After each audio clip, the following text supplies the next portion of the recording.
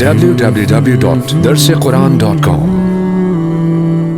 مفتی صاحب، یہ اگر نفس کی پاکیزگی ہو رہی ہے اور انسان کے اندر کا تزکیہ بھی ہو رہا ہے، یہ برائیاں ساری ختم بھی ہو رہی ہیں، ہمیں یہ چیز سماج، سوسائٹی اور معاشرے میں عملاً کیوں نظر نہیں آ رہی؟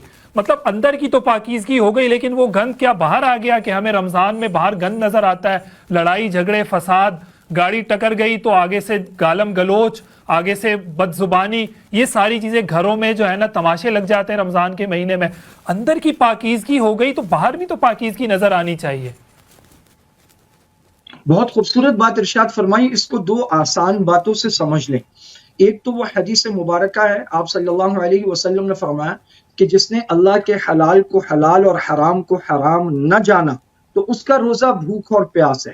ہم جو روزہ رکھ رہے ہیں اس میں سب سے بڑا کام بھوک اور پیاس برداشت کر رہے ہیں، لیکن اس کے ساتھ نظروں کی حفاظت، کانوں کی حفاظت، اس کے ساتھ حلال کھانا، اور اس کے ساتھ اتنا کھانا جو سحری اور افطار کے لیے ضروری ہے، وہ نہیں جو ہم لوگ ٹھوستے ہیں پیکج بنا بنا کے۔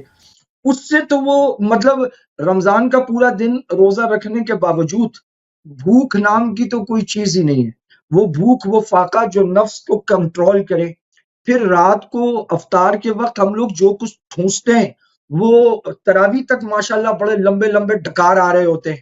تو ایک تو یہاں کمی ہو گئی، دوسرا نظر اور کان اور روزے کی جو پابندیاں ہیں ان کی طرف سے کمی ہو گئی۔ دوسری مثال دنیاوی آسان سمجھ لیں، قوانین کی کوئی کمی نہیں ہے، ٹریفک پولیس والا بھی کھڑا ہوا ہے، سگنلز بھی لگے ہوئے ہیں، خود وہ اتنی موٹی بک بھی ملی ہوئی ہے، یہ بھی پتہ ہے چالان ہو جائے گا، لیکن اس کا لحاظ کوئی نہیں رکھ رہا، اس پر عمل کوئی نہیں کر رہا۔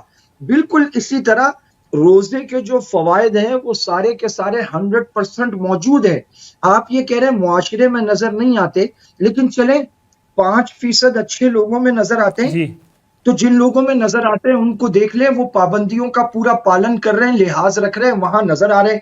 جو 95% ان پابندیوں کا لحاظ نہیں رکھ رہے، جو اللہ رب العزت نے لگائی ہیں، اور بڑی پیار والی، بڑی معمولی سی پابندیاں ہیں، نظریں جھکا دو، کانوں کو میوزک سے بچا لو، آنکھوں کو یہ جو اس وقت 24 گھنٹے تصویریں ہیں، ویڈیوز ہیں، موبائل ہیں، ان سے بچا لو، غیر محرم سے بات نہ کرو، حلال کھاؤ، حلال پر آ جاؤ، نماز کی پابندی کرو، اور تیری زبان ہر وقت ذکر اللہ سے تر رہے۔ اور یہ روزہ اللہ تعالیٰ نے فرض کیا ہے، وَسَنَّنْتُ لَكُمْ، اور میں نے تمہارے لیے سنت کیا اس کا راتوں کو کھڑا ہونا۔ تو اگر ایک آدمی ان تمام چیزوں کو سامنے رکھتے ہوئے روزہ رکھے، تراویح پڑھے اور چیزوں کی پابندی کرے، وہ تو 10 دن لگتے ہیں عامر بھائی، وہ چہرہ ہی الگ ہو جاتا ہے، وہ چہرہ ہی الگ ہو جاتا ہے، اس کا بیہیویئر الگ ہو جاتا ہے۔